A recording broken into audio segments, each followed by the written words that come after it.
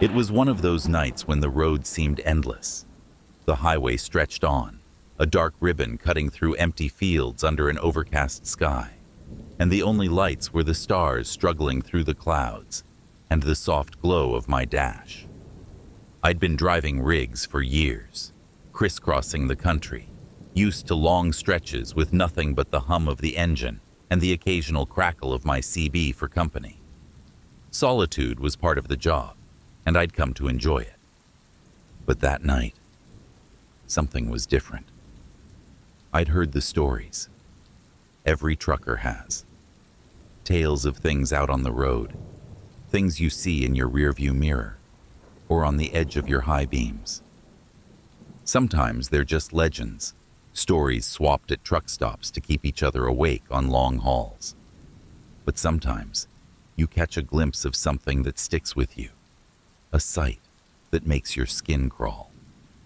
It was around 3 a.m. when I first saw her. I was somewhere in the middle of nowhere, a stretch of two-lane road, bordered by cornfields and an endless sky. The night was quiet, a heavy silence pressing down on everything.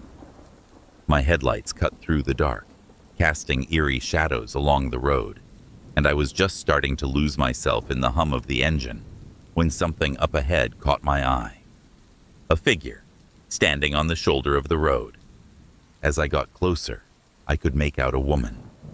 She was wearing a pale dress, something long and old-fashioned, fluttering slightly in the breeze. Her hair was dark, falling around her shoulders, and she stood so still, it was as if she were carved from stone. She wasn't waving for help, wasn't trying to flag me down. She was just there, staring out at the road, waiting for something. I slowed down instinctively, my heart pounding. I wasn't one to pick up hitchhikers, especially not at this hour. But something about her was magnetic, pulling me in. As I rolled closer, she turned her head slowly to look at me. Her face was pale, almost ghostly in the dim light, and her eyes, there was something hollow in them, a look that made my blood run cold. I kept my foot on the brake, the truck crawling forward as I passed her.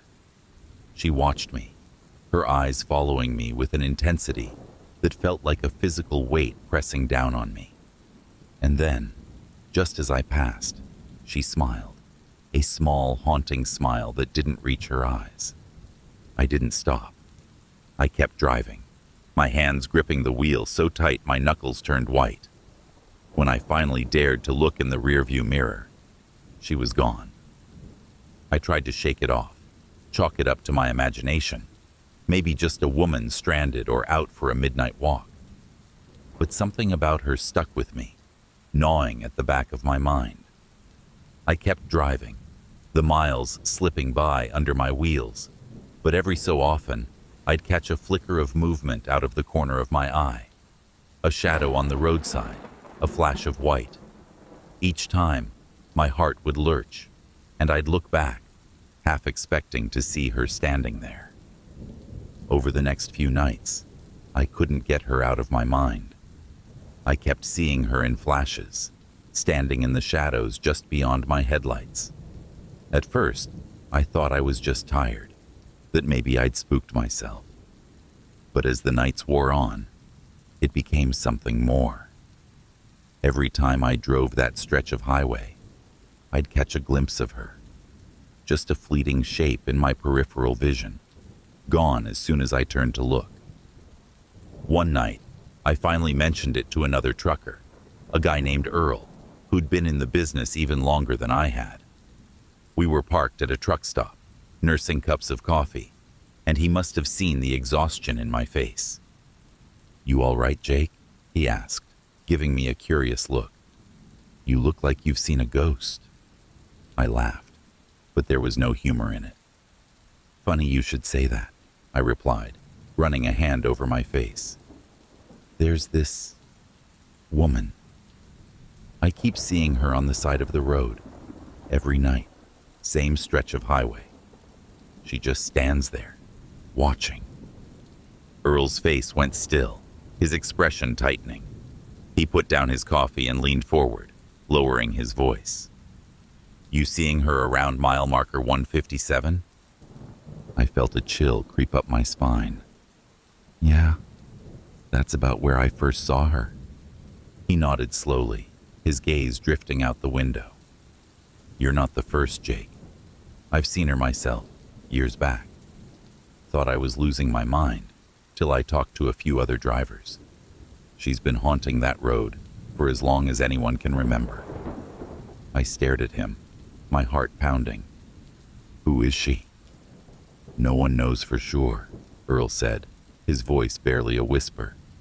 Some say she's a hitchhiker who got picked up by the wrong person, never made it home.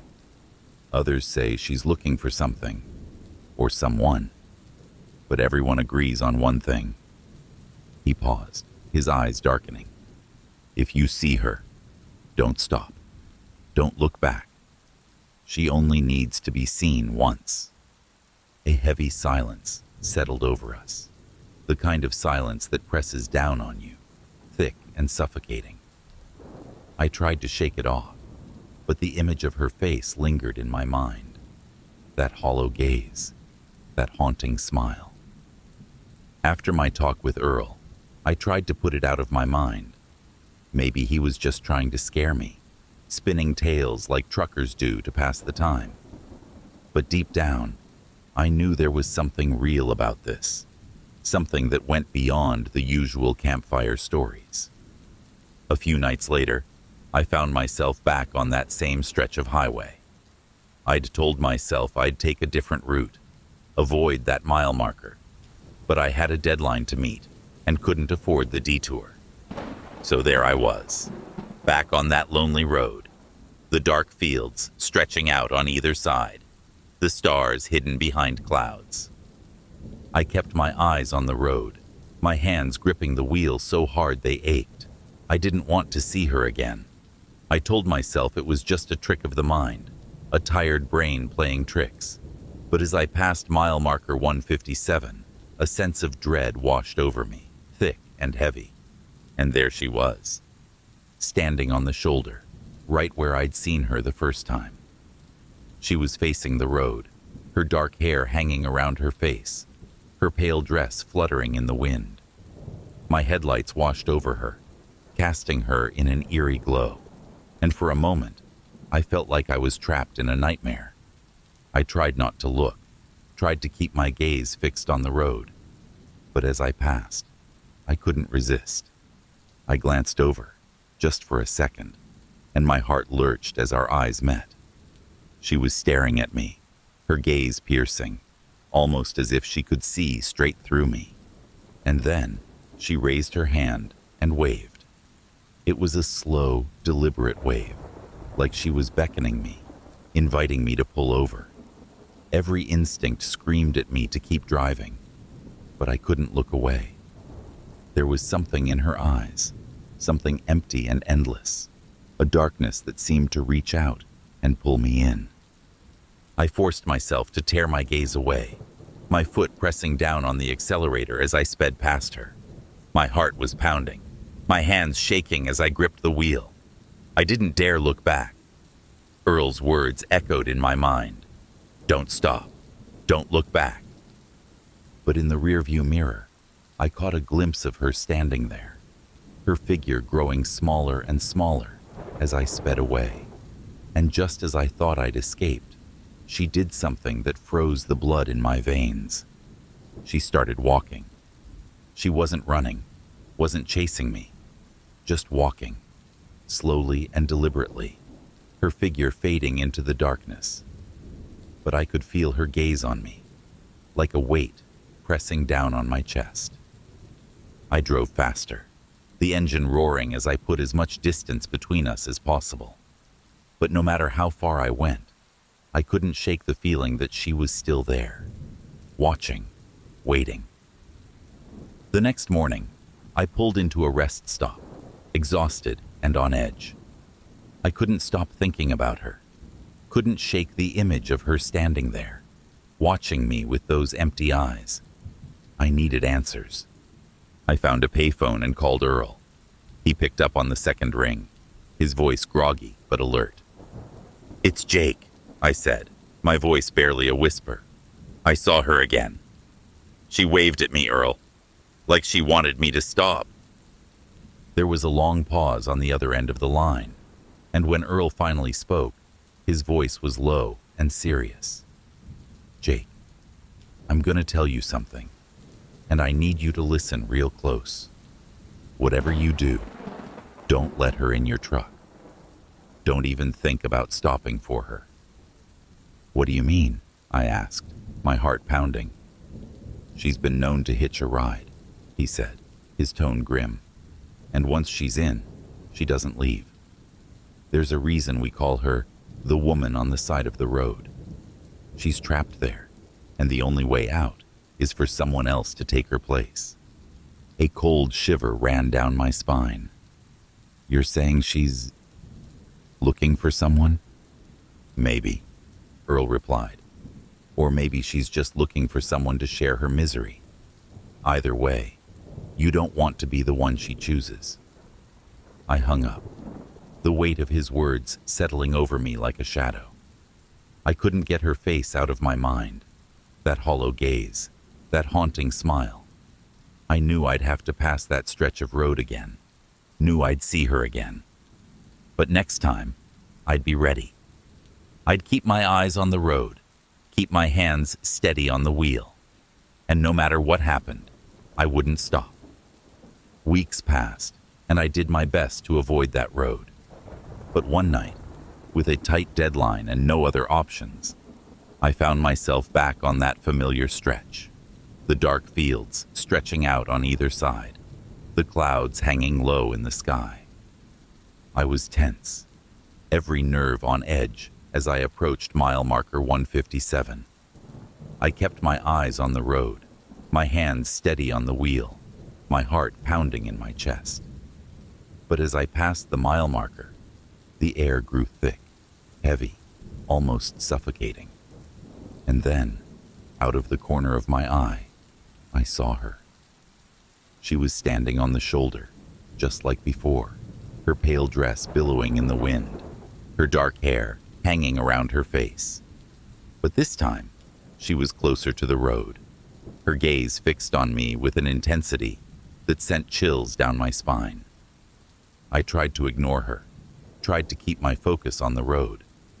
But as I passed, I heard something, a faint whisper, barely audible, but unmistakable. "Please?" The words echoed in my mind, filling the cab with a cold, empty feeling. I kept driving, my hands gripping the wheel so tight they ached. But her voice lingered, soft and haunting, like a ghostly echo. "Please, don't leave me!" Against my better judgment, I glanced in the rearview mirror. She was still standing there, her figure growing smaller and smaller as I sped away. And then, just as I thought I'd escaped, she did something that froze my blood. She stepped onto the road, standing in the middle of the lane, her gaze fixed on me as she grew smaller and smaller, until she was nothing more than a pale dot in the distance. I kept driving, refusing to look back, refusing to let her pull me in. But as I sped down the dark highway, her words echoed in my mind, a haunting reminder that some things can't be left behind. And every time I drove that stretch of road after that night, I left my CB on, listening, waiting for the voice I hoped I'd never hear again.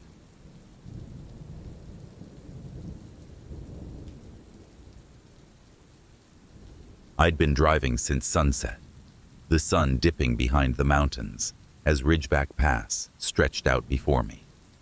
A haunted, beautiful place, if you could ignore the way the mist settled into the valleys and the trees bent over the road like they had secrets to keep.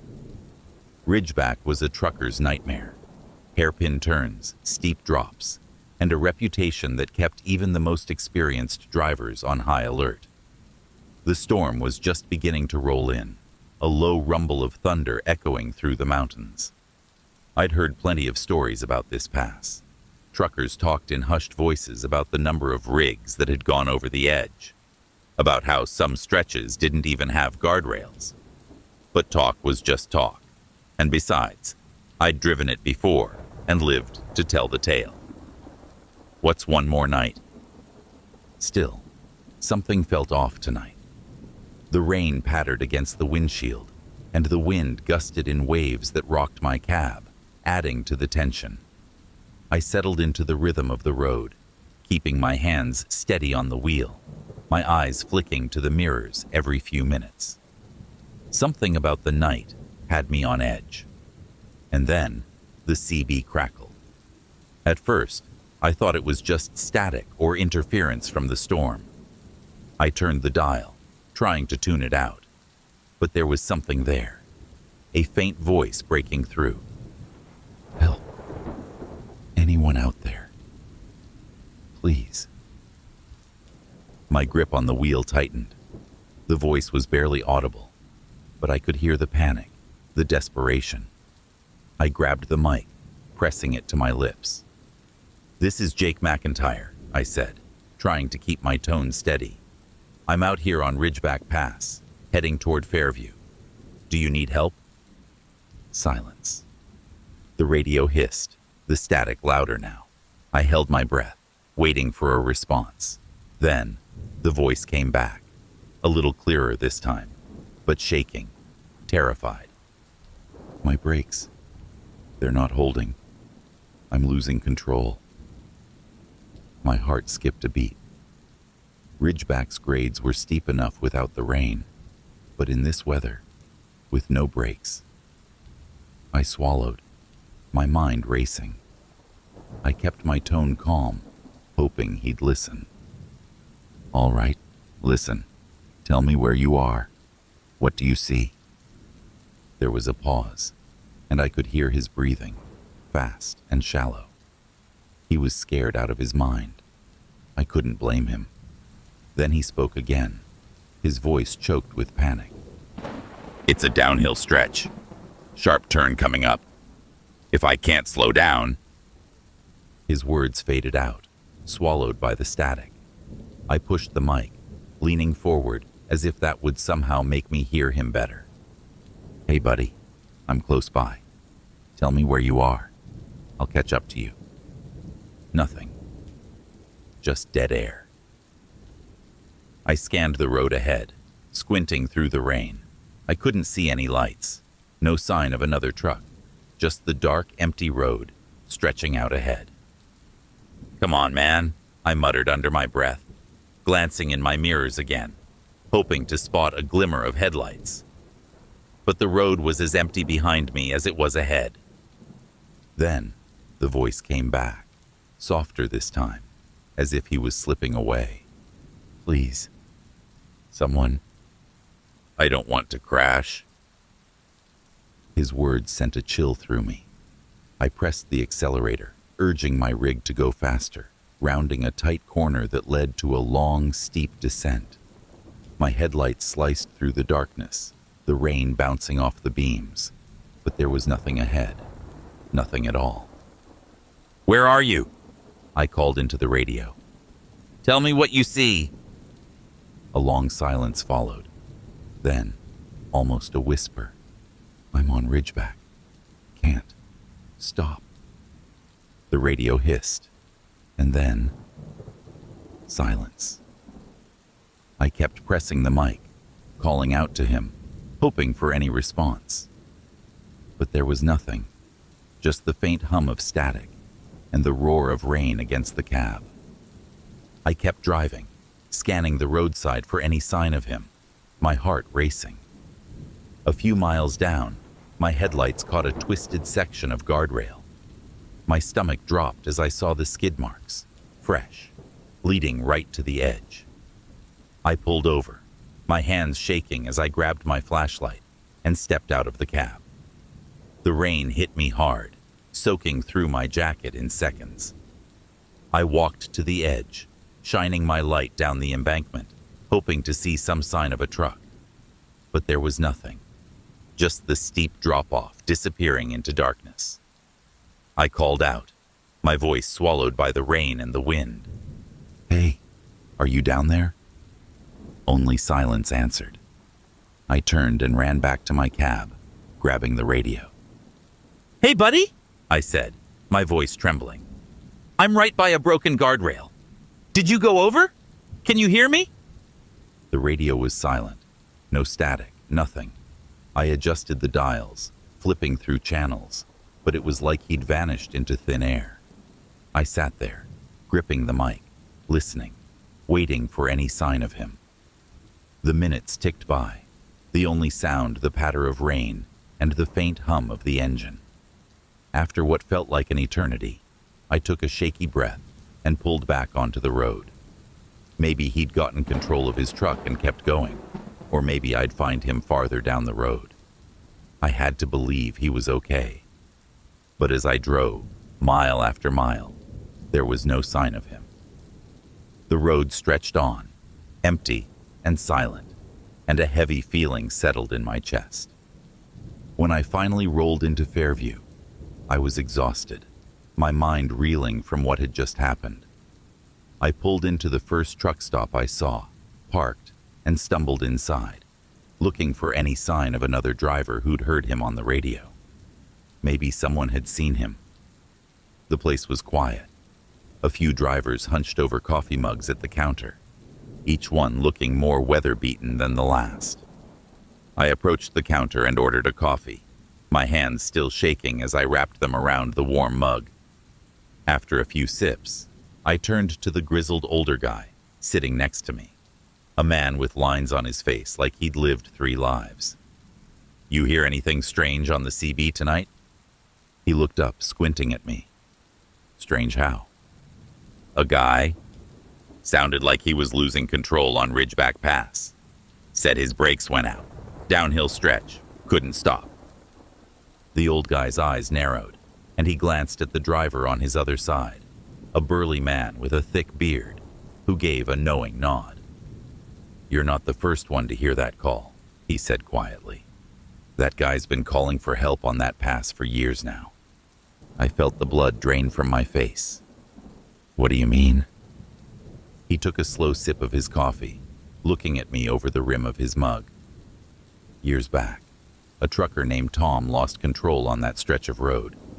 They say his brakes failed on a downhill grade, couldn't slow down.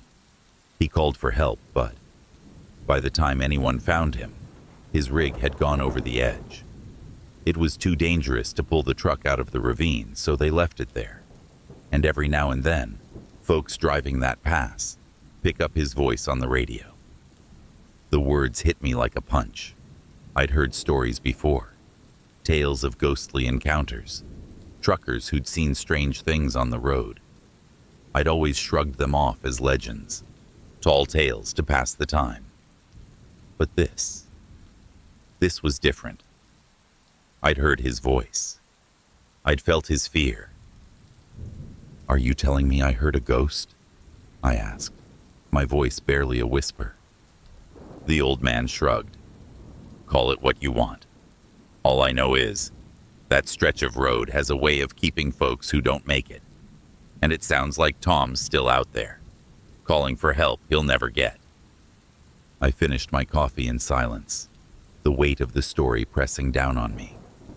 I could still hear Tom's voice, that last desperate plea. Part of me wanted to go back, to drive that road again, to find him. But I knew it would be pointless. He was already gone. In the weeks that followed, I couldn't shake the feeling of dread that clung to me. I avoided Ridgeback Pass when I could, took other routes that cost me time and money just to avoid that dark stretch of road. But one night, a storm blew through, and I found myself forced to take the pass again. The rain poured down just like it had that night, the road dark and slick under my headlights.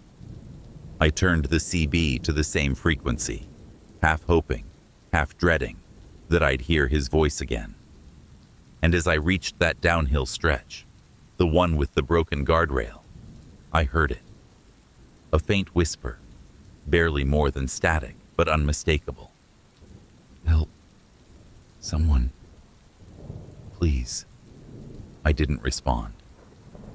I kept my hands steady on the wheel, my eyes fixed on the road.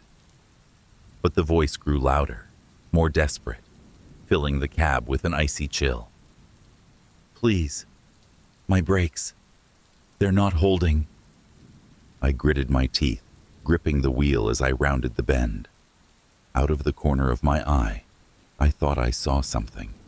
A flash of headlights in my side mirror, the brief silhouette of a truck speeding down the grade. But when I looked, there was nothing there. I kept driving, the voice fading into silence, leaving me alone on the dark, empty road.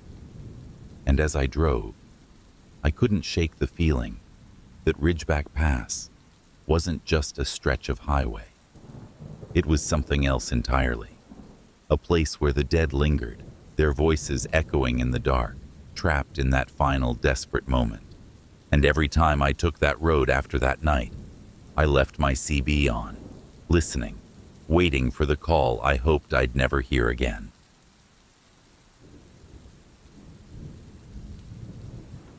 You spend enough time on the road, and you'll hear just about everything on a CB.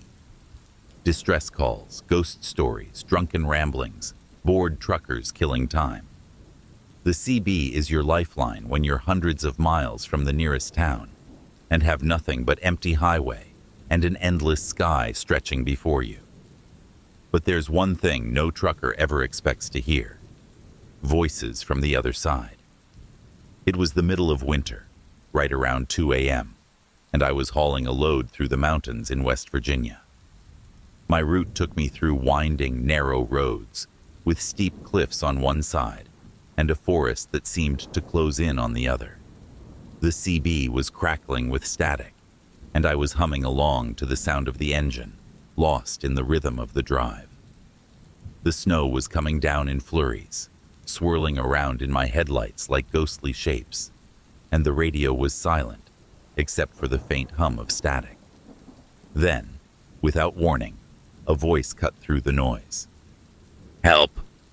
Is anyone out there? I jolted upright in my seat, my hand instinctively going to the CB.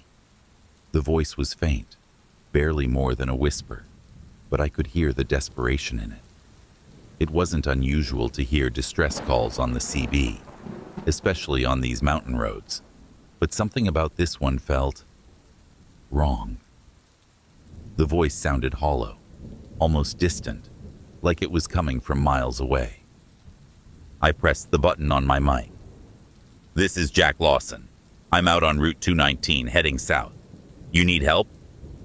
There was a long silence, just the sound of static hissing in the cab. I frowned, adjusting the dials, thinking maybe I'd lost the signal. But then the voice came back, louder this time, urgent. It's my rig. I can't get it to stop. I'm heading for the edge. A chill ran down my spine. I'd heard of runaway trucks on these roads before, drivers losing control on the steep grades, their brakes failing. But the way he spoke, it sounded like he was right here, in the cab with me. Where are you, buddy? I asked, trying to keep my voice steady. Give me your location, and I'll radio for help. There was another pause, and then he spoke again, his voice barely a whisper. I don't know. I can't see anything. Just dark. So dark. The radio crackled, his voice cutting out, and then there was silence. I waited, my hand still on the mic, listening for any sign of him. But there was nothing, just the hum of static. I let go of the mic, feeling a knot of unease settle in my gut. I told myself it was just another trucker in trouble. Maybe he'd gotten off the road or lost his signal. But as I drove, the feeling lingered, gnawing at me. Something about his voice didn't feel right, like he wasn't really here. A few miles later, I pulled into a rest area, needing a break from the eerie silence that had settled over me. The place was deserted, just a few other rigs parked along the edge of the lot, their windows dark. I parked and sat in the cab for a moment, listening to the faint hum of the radio, half hoping to hear the voice again. But there was only silence. For the next few nights, I couldn't shake the feeling that I was being watched. I kept my CB on, listening for any sign of that voice, but all I heard was static, the occasional burst of chatter from other drivers. I started to think maybe I'd imagined it, that it was just the darkness and isolation playing tricks on my mind. Then, a few nights later, as I was making my way through Kentucky, it happened again. It was around midnight, and I was on a long, empty stretch of highway, the kind that feels like it could go on forever. The CB was silent, just the faint hiss of static, when suddenly, a new voice broke through. "Help! Can anyone hear me?" My heart skipped a beat. This voice was different, deeper, rougher, but there was the same desperation, the same hollow, distant quality that made my skin crawl. I grabbed the mic, my hand shaking. "This is Jack Lawson. I'm on I-64 westbound. What's your location?" There was a crackle of static, and then the voice came back, weaker this time. Can't see anything. The road, it just disappeared." My grip on the mic tightened. "What do you mean the road disappeared?" The voice faded, swallowed by static, and for a moment, I thought I'd lost him. But then he came back, his voice barely audible, like he was slipping away. I'm not alone. They're here. They're all here." The radio went silent, and a chill crept down my spine. I sat there, staring at the CB, waiting for him to come back. But there was nothing. Just silence. I let go of the mic, my hands shaking. I'd heard plenty of stories about truckers seeing strange things on the road, ghostly figures in their rearview mirrors, shadows that followed them for miles. But I'd never believed in that stuff. Until now. The next day, I couldn't get the voices out of my mind. I needed answers, needed to know what I'd heard. So I started asking around, talking to other truckers at rest stops and diners, trying to see if anyone else had heard the calls. Most of them just laughed, chalking it up to highway legends, stories to keep us awake on long hauls. But there were a few, older drivers, the ones with weathered faces and eyes that had seen too much, who looked at me differently. They didn't laugh. They just nodded, a flicker of recognition in their eyes, as if they'd heard the voices too. One night, at a truck stop in Missouri, I met a guy named Ray. He was sitting alone at the counter, nursing a cup of coffee, and something about him caught my attention. He looked like he'd been on the road for too long, like he'd seen things that most people couldn't understand. I sat down next to him, ordered a coffee, and struck up a conversation. Eventually, I worked up the nerve to ask him about the voices. "Ever hear anything strange on the CB?" I asked, keeping my tone casual. He glanced at me, his eyes dark and unreadable. "Strange how?" I hesitated, then took a deep breath. "Voices. From people who aren't there, calling for help." He looked at me for a long moment, and then he nodded slowly. "You've heard them too." It wasn't a question, but I nodded anyway, a chill creeping down my spine. "Yeah, a few times now. I don't know who they are, or where they're coming from." Ray took a sip of his coffee, his gaze drifting to the window. "They're truckers, ones who didn't make it. They say that sometimes, when a driver dies on the road, his spirit gets trapped, caught between here and wherever he was headed. And the only way they can reach out is through the CB." A shiver ran down my spine. You're saying they're ghosts? Ray shrugged, his expression grim.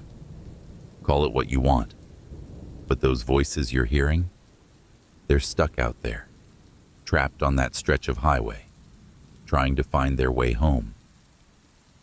For the next few weeks, I couldn't shake the feeling that I was being watched.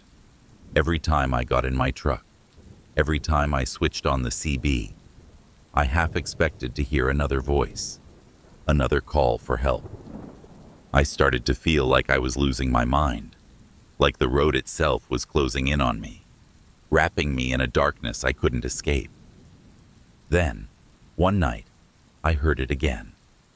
I was on a back road in Tennessee, far from any town or rest stop, when the CB crackled to life. Jack, can you hear me? I froze, my heart pounding. The voice was familiar, hauntingly familiar, but I couldn't place it. I grabbed the mic, my hands shaking. This is Jack. Who's calling? There was a long pause, and then the voice came back, softer this time, almost pleading. It's Tom. Don't you remember me, Jack? A chill ran down my spine. Tom. I hadn't thought of him in years. We'd driven together once, back when I was just starting out. But he'd died in an accident a few years back, lost control on a steep grade, and went over the edge. Tom, I whispered, my voice barely audible. But you're dead? He finished, a hint of sadness in his voice. Yeah, I am. But I'm still out here, Jack. Still driving, still looking for a way home. I sat there, staring at the CB, my mind racing. I didn't know what to say, didn't know how to respond. Why are you calling me? I finally asked, my voice shaking. Because I need your help, he said, his voice fading. I can't find my way out, Jack. I'm lost. So lost. The radio crackled, his voice cutting out, and I pressed the mic, desperate to keep him with me. Tom, where are you? There was a long pause, and then he spoke again, his voice barely a whisper. Look for the light, Jack. It's the only way out. And then he was gone, his voice swallowed by static. I sat there, my heart pounding, staring at the CB, waiting for him to come back. But there was only silence, a heavy, suffocating silence that pressed down on me like a weight. I didn't know what he meant, didn't understand what he was trying to tell me. But I knew one thing. I couldn't leave him out there. Couldn't leave him trapped on that dark, endless highway. So I kept driving, searching for the light, hoping that somehow I'd find a way to bring him home. I drove for hours, Tom's voice replaying in my head. Look for the light, Jack. It's the only way out. I kept my eyes on the road, scanning the darkness, half expecting to see something unusual. But mile after mile passed, and the only lights I saw were the headlights of oncoming trucks and the glow from the occasional gas station. When dawn finally broke, I pulled over at a small truck stop, my mind reeling with questions. I must have looked like I'd seen a ghost, because the cashier, a wiry guy with tattoos snaking up his arms, gave me a long, hard look as he poured my coffee. Rough night? He asked, sliding the mug across the counter. Something like that, I muttered, staring into the coffee like it might give me answers. You ever hear anything strange on the CB? He smirked, crossing his arms. This about that ghost frequency? He asked, lowering his voice.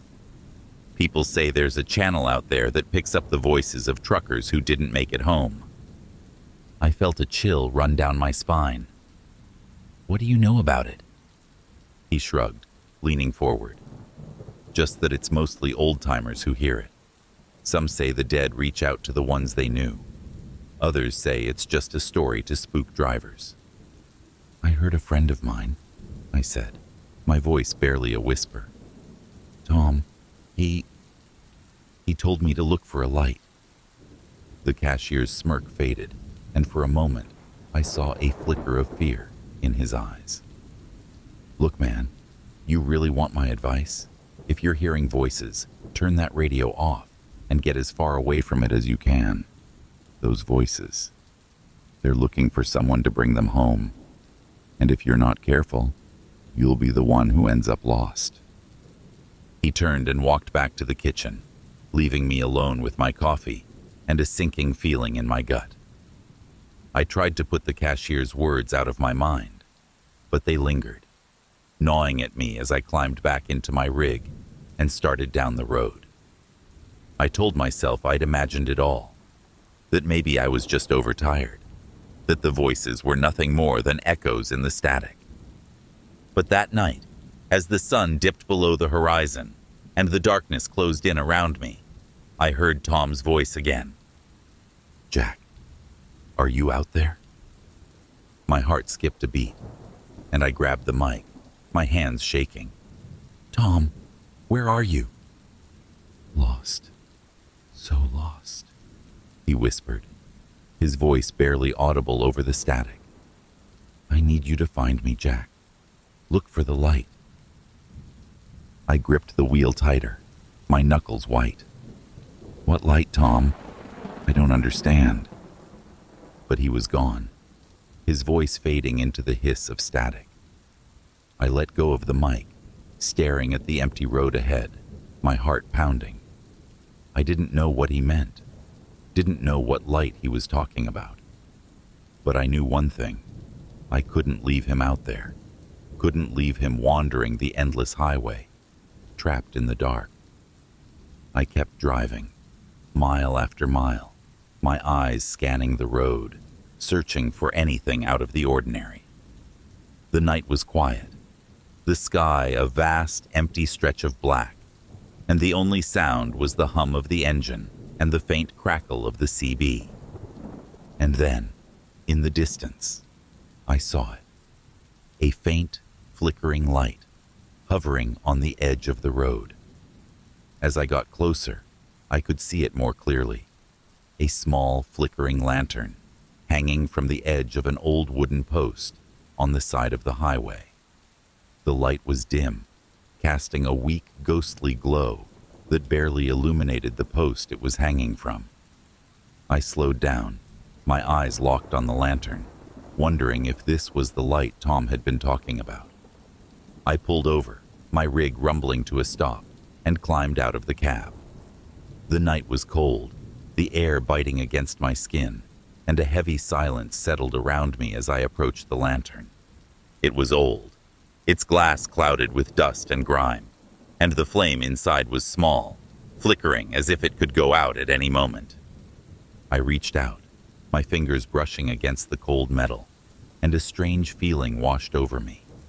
An overwhelming sense of sadness, of loss, like the weight of 1,000 forgotten memories pressing down on me.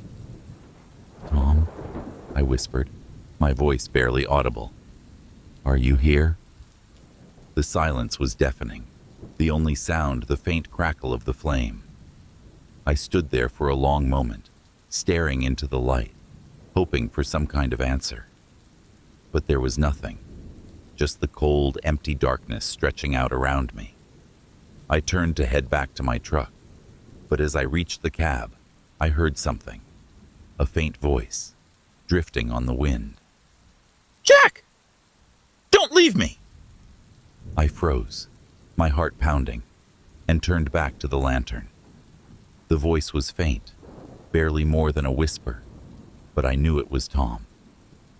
What do you need me to do? I called out, my voice shaking. How do I help you? The wind picked up, and for a moment, I thought I heard him again, a single word carried on the breeze. Remember. I stood there, shivering in the cold, trying to make sense of it. Remember what? I thought, racking my brain for anything. any memory that might explain this. But all I could think of was the accident, the night Tom went over the edge, lost forever in the darkness. I climbed back into the cab, my mind racing, and pulled back onto the road, my eyes glued to the CB, waiting for his voice. For days, I kept driving, searching, hoping for some kind of answer. The voices on the CB grew more frequent, haunting whispers that faded in and out of the static, each one calling for help, each one lost in the darkness.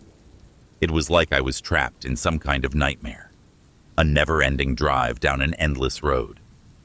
Then, one night, as I was crossing into Arizona, I heard Tom again. "Jack, it's me." I grabbed the mic, my hands trembling. "Tom, where are you?" "I'm here, Jack," he said, his voice weak, fading. "But I can't find the way out. I need you to help me remember." "Remember what?" I asked, desperate for answers. "Tell me, Tom. What do you need me to remember?" There was a long pause, and then he spoke, his voice barely more than a whisper. "The night I died, the road, the light, you were there." A shiver ran down my spine. I hadn't been there the night Tom died, but I remembered hearing about it, remembered the horror I felt when I found out. But something about his words didn't add up. Something about the way he spoke, like he was trying to tell me something I'd forgotten. I closed my eyes, trying to focus, trying to remember. And then it hit me. An old, half-buried memory, something I'd pushed out of my mind years ago. I'd been on that road once, a few years before Tom's accident. It was a foggy night, the kind that makes you question every shadow, every movement on the road. And as I'd driven, I'd seen something, a faint, flickering light on the edge of the highway, just like the lantern I'd seen in the mountains. I'd thought it was nothing, just a trick of the light. But now, I wasn't so sure. "What happened to you, Tom?" I whispered, my voice barely audible. What really happened that night? But the radio was silent, and I knew I'd have to find the answers on my own. I spent the next few days retracing Tom's route, driving the same roads he'd taken that night, hoping for some kind of clue. The nights were long, the roads empty, and the only company I had were the voices on the CB, haunting whispers that seemed to grow louder with each passing mile. Then, one night, as I was driving down a narrow, winding road in New Mexico, I saw it. The same flickering lantern, hanging from an old wooden post on the side of the highway. I pulled over, my heart pounding, and climbed out of the cab. The night was silent, the air heavy with a sense of foreboding as I approached the lantern. I reached out, my fingers brushing against the cold metal, and a strange feeling washed over me. A sense of déjà vu, like I'd been here before, like I was reliving a moment from the past. And then, as I stared into the flame, I saw something. Images flashing in my mind, memories I hadn't realized I'd buried. I saw Tom's truck, his face, the look of terror in his eyes as he lost control, his hands gripping the wheel as he skidded toward the edge. And then, the light. The faint flickering light on the side of the road, guiding him, calling him, "Jack." Tom's voice echoed in my mind, a haunting whisper that seemed to come from everywhere and nowhere. "It's the light. It's always been the light." A chill ran down my spine as I realized the truth. The light wasn't just a beacon. It was a trap, a lure, something that called to lost souls, guiding them off the road and into the darkness. I stumbled back, my mind reeling, and climbed into the cab, my heart racing as I pulled away from the lantern. I didn't look back. didn't dare let my eyes linger on the flickering light. I drove, mile after mile, pushing myself to get as far away from it as possible. But as I drove, I could still feel it, like a weight pressing down on me. A sense of something dark and ancient lurking just beyond the edge of the road. And in the weeks that followed, every time I switched on the CB, every time I heard the faint crackle of static, I knew that Tom was still out there, lost in the darkness, still searching for a way home.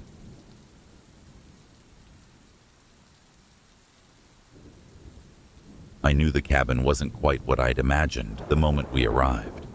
It was older than it looked in the photos, with a certain grandmother's attic smell that seeped out the moment we unlocked the door.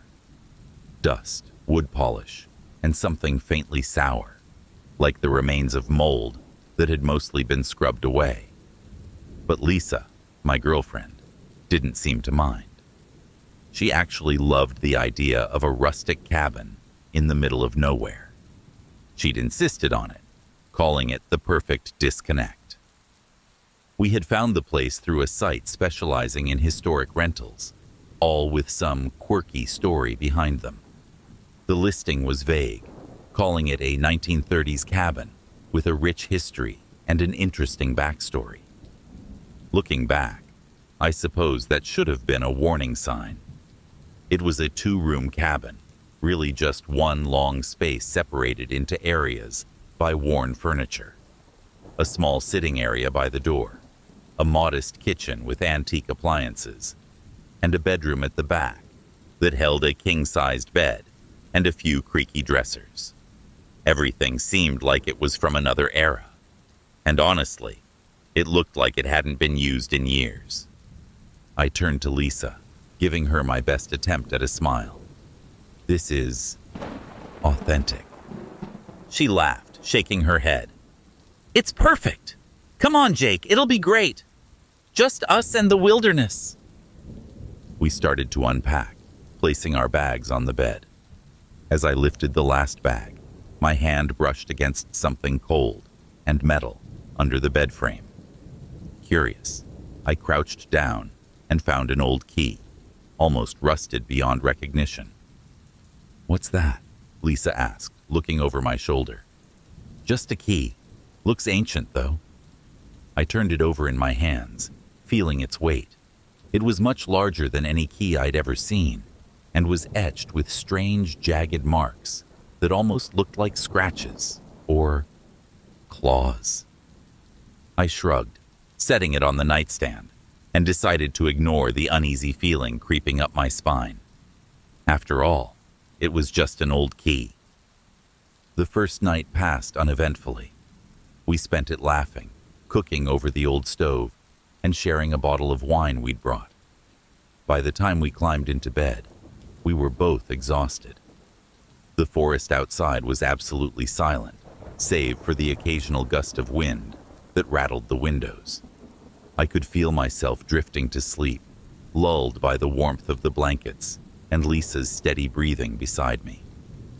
At exactly 3:12 a.m., I woke up to the sound of someone whispering. It was faint, barely perceptible, like it was coming from the walls themselves. I sat up, heart racing, and listened. Nothing. Just the faint creaking of the cabin settling. I shook my head, chalking it up to nerves, and lay back down, focusing on Lisa's soft breathing. But just as I started to relax, the whispering began again. This time, it was a little louder, a little clearer. The words didn't make sense, like they were in a language I couldn't understand. But there was something about the tone, a desperate, pleading quality that made my skin crawl. "Jake," Lisa murmured, her eyes still closed. "It's nothing," I whispered, though I wasn't sure if I believed it myself. Just the wind." She sighed, turning over, and soon her breathing steadied again. I lay there, wide-eyed, staring up at the ceiling until exhaustion finally took over. The next morning, I convinced myself it had all been in my head. I didn't mention it to Lisa. No need to ruin the weekend over what was probably just a trick of the wind. After breakfast, we decided to go for a hike. The forest around the cabin was dense and overgrown, with a winding trail that led up a small hill. As we walked, the trees seemed to close in around us, their branches arching overhead like skeletal arms. I kept feeling like we were being watched, though I couldn't see or hear anything out of the ordinary. Halfway up the trail, Lisa stopped, staring at something in the underbrush. I followed her gaze and saw it too, a small makeshift shrine of some sort. Twigs and stones had been arranged in a strange pattern, forming a rough circle. In the center was an old rusty can, with what looked like teeth inside it. "What is that?" I asked, feeling a chill crawl up my spine. Lisa shrugged, but her eyes were wide. "Probably some kind of forest ritual thing? People are weird. Come on, let's keep moving." But I couldn't shake the feeling that we were being watched. As we continued up the trail, I kept glancing over my shoulder, half expecting to see someone, or something, lurking in the shadows. That night, the whispering started again. This time, it was louder, clearer. I could make out words now, though they were fragmented and jumbled, like someone trying to speak through a mouthful of gravel. "Here, with me, please." I bolted upright, heart pounding, and looked around the room. Lisa was still asleep, undisturbed. The whispering seemed to be coming from the direction of the kitchen, faint but insistent. I swung my legs over the side of the bed, feeling the chill of the floorboards beneath my feet, and crept toward the sound. As I stepped into the kitchen, the whispering stopped. The silence was so sudden and absolute that it made my ears ring. I looked around, my pulse hammering in my throat, and then, out of the corner of my eye, I saw it. The key. It was lying on the counter, despite the fact that I'd left it on the nightstand. A cold knot of fear settled in my stomach as I stared at it, trying to convince myself that I was just being paranoid. Maybe I'd moved it without thinking, or maybe Lisa had picked it up. There had to be a logical explanation. I went back to bed, but sleep didn't come easily. The whispering had stopped, but I couldn't shake the feeling that we weren't alone, that something, or someone, was watching us, waiting for us to let our guard down. The following day, Lisa suggested exploring the basement. I hadn't even realized the cabin had one until she found a small, almost hidden door near the back of the kitchen. It was locked, of course, but the strange key fit perfectly. I felt a wave of unease as we opened the door, revealing a narrow staircase that led down into darkness. The air coming up from below was cold and damp, carrying that same sour smell I'd noticed when we first arrived. "Are you sure we should go down there?" I asked, my voice sounding thin and uncertain. Lisa rolled her eyes. "Come on, Jake. What's the worst that could happen?" She started down the stairs, and I had no choice but to follow, though every instinct screamed at me to turn back. The basement was small and cramped, with low ceilings and walls lined with shelves that held old, dusty jars. There was an eerie, unsettling silence down here, like the whole world had gone still. And then I saw it. The scratch marks on the wall. They were faint, barely visible in the dim light, but unmistakable. Long, jagged lines, as if someone had clawed at the walls, desperately trying to get out. Lisa saw them too, and for the first time, she looked genuinely scared. What do you think happened here?" she whispered. I shook my head, my throat tight. "I don't know. but I don't think we should be here. We hurried back up the stairs, locking the door behind us, but I couldn't shake the feeling that something had followed us up from the darkness below.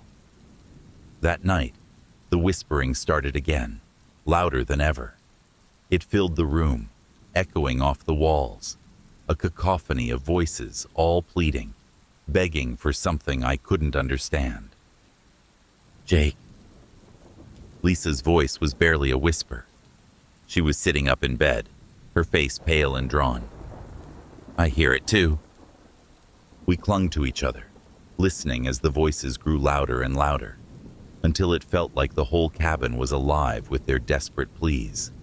And then, just as suddenly as it had begun, the whispering stopped. The silence was deafening, pressing down on us like a weight. We sat there, paralyzed, until dawn finally broke, casting thin rays of light through the window. We decided to leave that morning, packing our things in a frenzied rush. But as I grabbed my bag, I saw something on the nightstand that made my blood run cold. The key. It was lying there, exactly where I'd left it the night before. Only this time, there was a message scratched into the wood beside it. "You can't leave. I'm not done with you yet." I stared at it, my mind racing, trying to make sense of what I was seeing.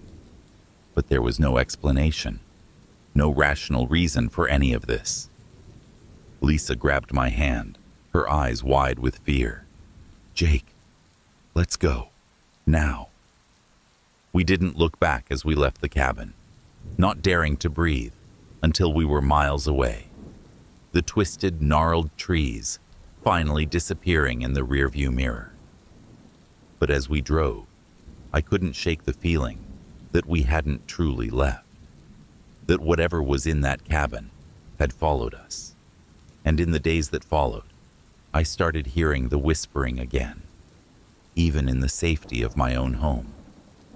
And then, one night, I found the key lying on my bedside table. I don't know how it got there, and I don't want to know. But every night since, I've heard the whispering, louder and closer than ever. And each time, it feels like it's inching nearer, waiting for the moment when I finally let my guard down.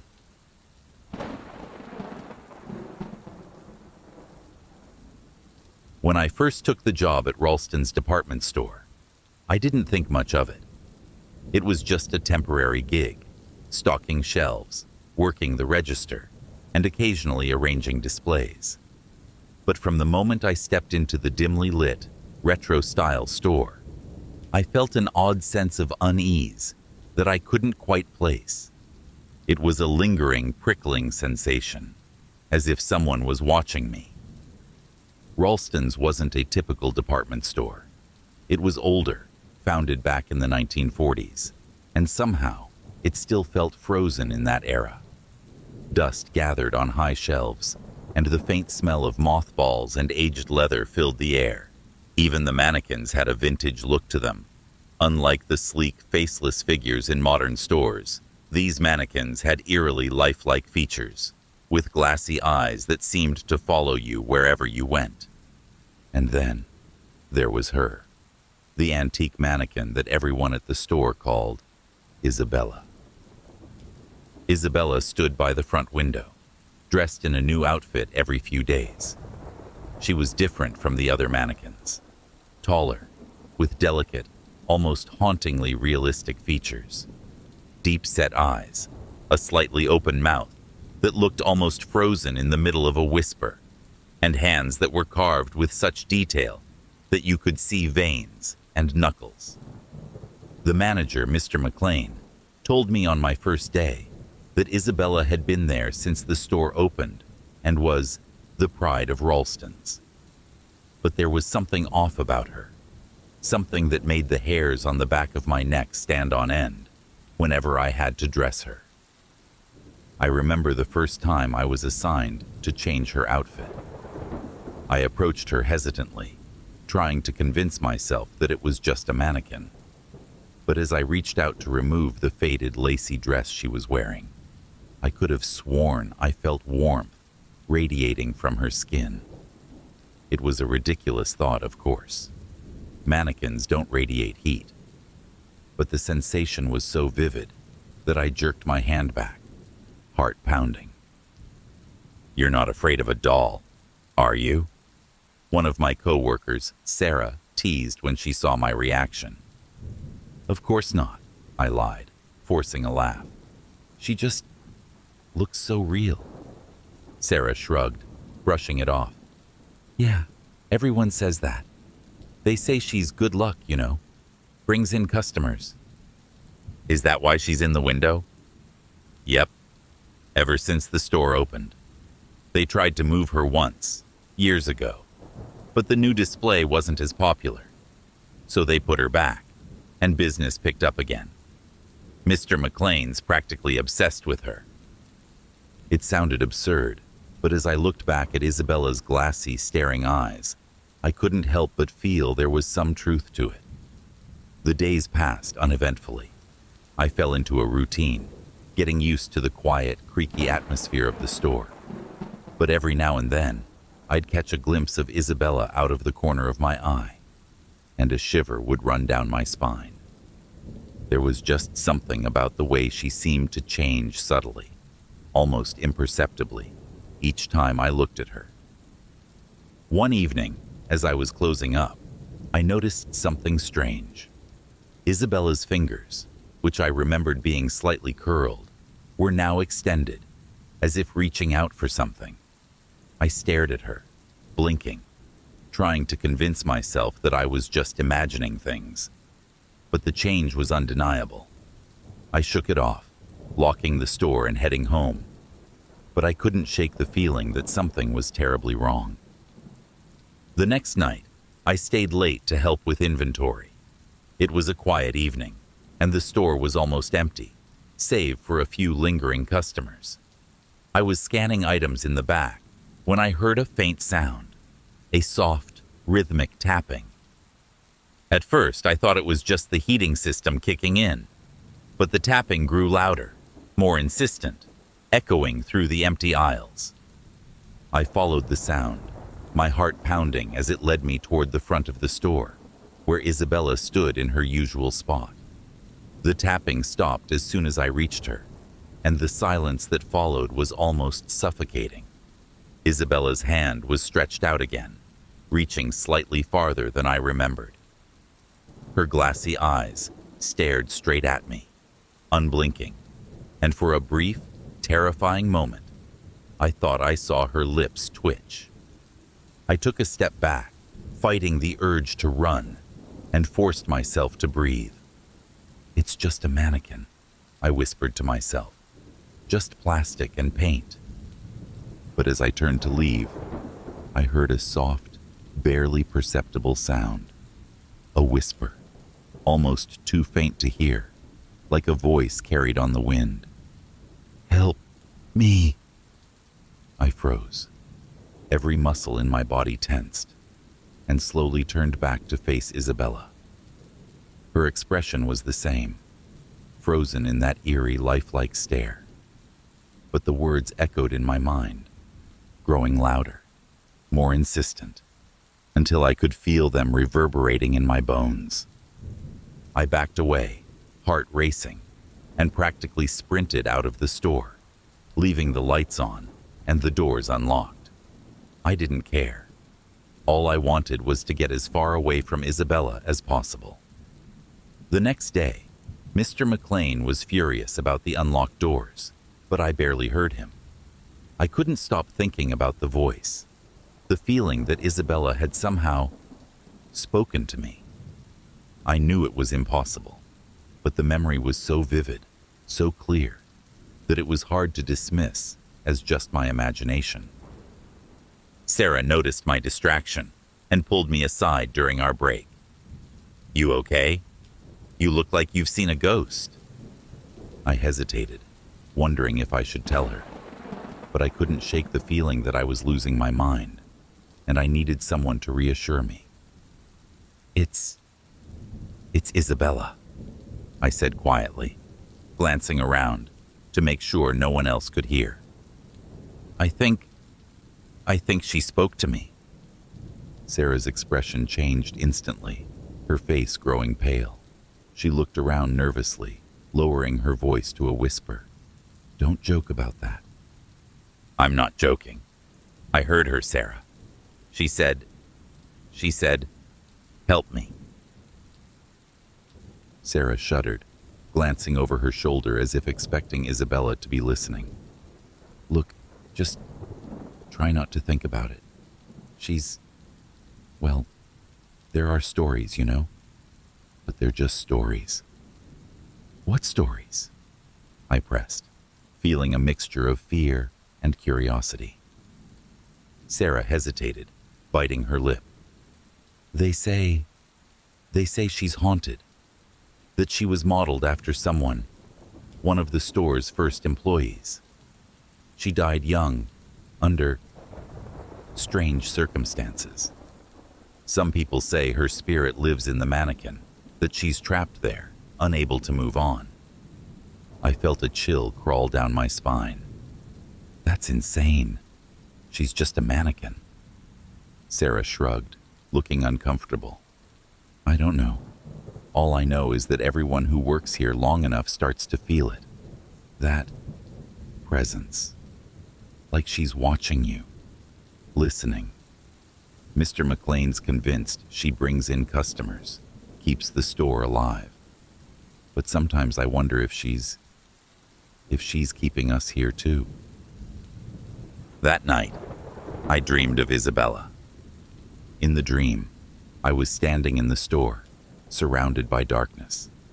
Isabella was in front of me, her hand outstretched, her glassy eyes wide with terror. Her lips moved, forming words that I couldn't hear, but I could feel her desperation, her fear, like it was my own. When I woke up, my heart was racing, my sheets damp with sweat. I couldn't shake the image of her face, that look of pleading desperation. It haunted me, followed me through the day, until I felt like I was going mad. I had to know the truth. The next evening, I stayed late again, waiting until the store was empty. The lights were dim, casting long shadows across the aisles, and the silence was oppressive. I made my way to the front of the store, where Isabella stood, and stared at her, my heart pounding. Isabella, I whispered, feeling foolish. If you can hear me, if you're trapped here, I want to help. For a long moment, nothing happened. The store was silent, save for the faint hum of the air conditioning. I felt a wave of embarrassment, wondering what I'd expected. But just as I turned to leave, I felt something cold brush against my hand. I looked down and saw that Isabella's hand had moved, her fingers now gently resting on mine. I gasped, stumbling back, but her fingers tightened around mine, holding me in place. And then, in a voice that was soft, barely more than a breath, she spoke. Please, don't leave me here. I stared at her, frozen, as the reality of her words sank in. She wasn't just a mannequin. She was alive, somehow trapped within this form, this prison of glass and plastic, and she was begging for my help. Isabella, I whispered, my voice shaking. How can I help you? Her glassy eyes seemed to darken, filling with a depth of sorrow and pain that I couldn't comprehend.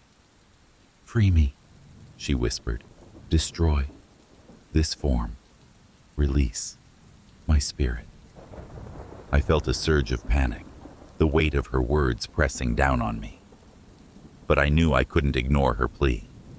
She had been trapped here, suffering in silence for who knew how long, and I was her only chance at freedom. I nodded, my heart pounding. I'll help you. I promise. The lights flickered, casting eerie shadows across the store, and for a brief moment, I thought I saw her smile. A faint, almost grateful expression that vanished as quickly as it appeared. I took a deep breath, steeling myself, and stepped back. I grabbed a metal display stand from the nearby aisle and lifted it, aiming for her fragile, glassy form. But just as I brought it down, the lights went out, plunging the store into darkness. And in that darkness, I heard her voice again, louder this time, filled with a desperation that sent chills down my spine. "Please, hurry." As I swung the metal down, I could feel the weight of her presence, her spirit clinging to me, filling the air with an intensity I'd never felt before. The glass shattered, and for a brief moment, I felt a rush of cold air, a fleeting sensation of freedom and relief. And then, silence. When the lights came back on, Isabella was gone, her broken remains scattered across the floor. But I could feel her presence still, lingering, like a shadow in the corner of my mind. I don't know if she found peace that night, or if I only unleashed something darker. But every night since, I hear her whisper in the silence, her voice calling out to me from the shadows, as if she's still waiting for something. And each time, I can't help but wonder if I'll ever truly be free of her.